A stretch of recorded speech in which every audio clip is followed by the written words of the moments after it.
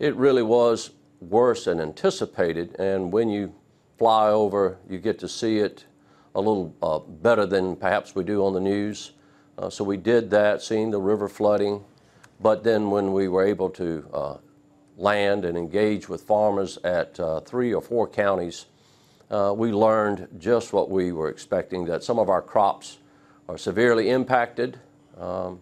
Realizing this is the 3rd year out of 4 that we've had to make this trip, so that weighs on us all, but nevertheless, the resiliency of our farmers always seems to come through. But yesterday was a time to assess how their investments that they've made for the last several months in their crops, how they're going to fare, and depending on the crop, the damage ranges from pretty severe to we have to wait and see. What are the biggest problem crops? Would it be cotton, soybeans? Well, with a crop that's ready to be harvested, like cotton, as you ride by a cotton field, you see that the bolls open up and the white lint of cotton is exposed. Well, it was in fact exposed to sustained winds that literally can blow that cotton from the plant to the ground. So we saw that. We then looked at some peanut fields, and those suffer from the excess rainfall, that the farmers will not be able to access those fields with their heavy equipment when it's time to harvest. So we had a farmer show us the impact of delayed harvest, that the peanut will literally be separated from the vine. So while he has a great crop potential, he won't be able to harvest it.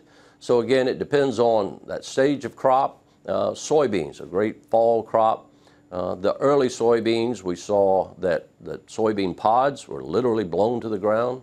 But some of our crops that might be 30 to 40 days yet from harvest, we'll have to see on those. They still have some potential.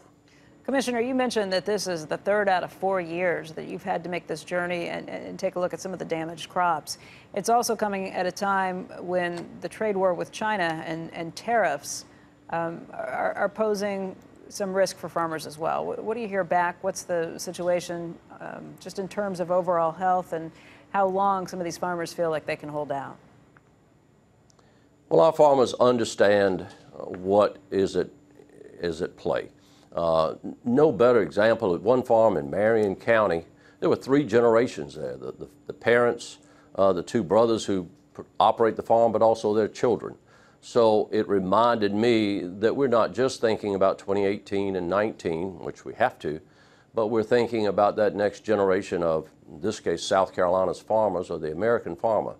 So the trade war has had a temporary impact on our markets, but there are bigger forces that impact agricultural markets, supply and demand chief among them. So with the temporary impact of the trade war, I'm pleased that President Trump proposed and is executing a temporary program to provide relief for those farmers who already had those investments made in those crops in 2018. So that will be addressed. Going forward, though, it is market access that the American farmer needs, so he or she can compete with farmers around the world on a fairer trading scale. You know, right now is the time when farmers have to be thinking about what to plan for next year. Obviously, there's a lot of uncertainty. What do you hear back from the farmers you talk to about what they're doing as they're making plans?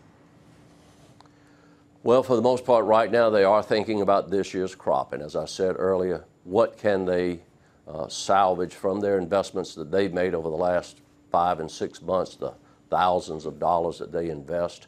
But you're right, farmers, we vote with our acreage. We watch markets.